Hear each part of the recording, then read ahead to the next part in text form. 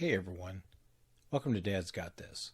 Today we'll share some do-it-yourself home and auto tips. Let's dive in. Okay, today we've got a quick video to do on this Honda lawnmower. It's about 2 years old, 2024, maybe late 23.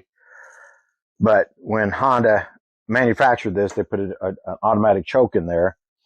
And when you would try to start it, it would literally just almost rip your arm, not rip your arm off, but you know what I mean? It would do a kickback pretty strong and people were getting hurt.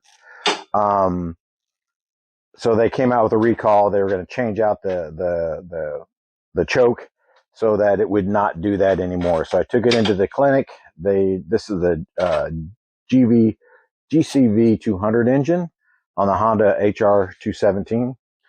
Brought it in. You had to bring it into a dealer for them to repair it. When he repaired it, he did not put the second washer on the blade. In inspecting the blade had a chunk off of it. So I'm thinking, okay, well, I would just go and get myself a new blade. At the same time, go ahead and get the washer. And heck, why not just do the bolts and I'm done. Get the new bolts in and swap out the blade. Put the new bolts in with the new washers. So I have both washers in there now. Cranked it down to the 40 foot-pound pressure of the torquer wrench. And then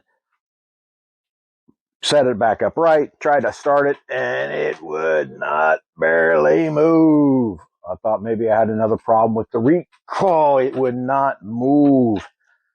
So thinking that's what it was, I mean, I just tried this, pulled in the blade, and it would actually start to move.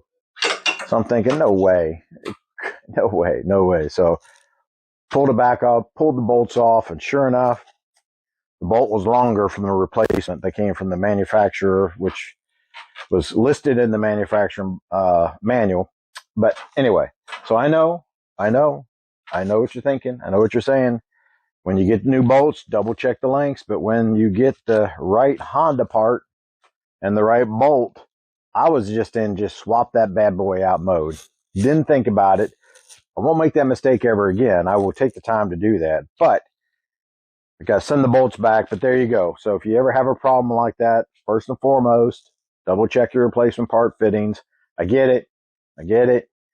But it was something that did happen, and I was hoping that maybe I would share this, and if it didn't, and if that helps somebody down the road, so be it. There you go. I hope this helped.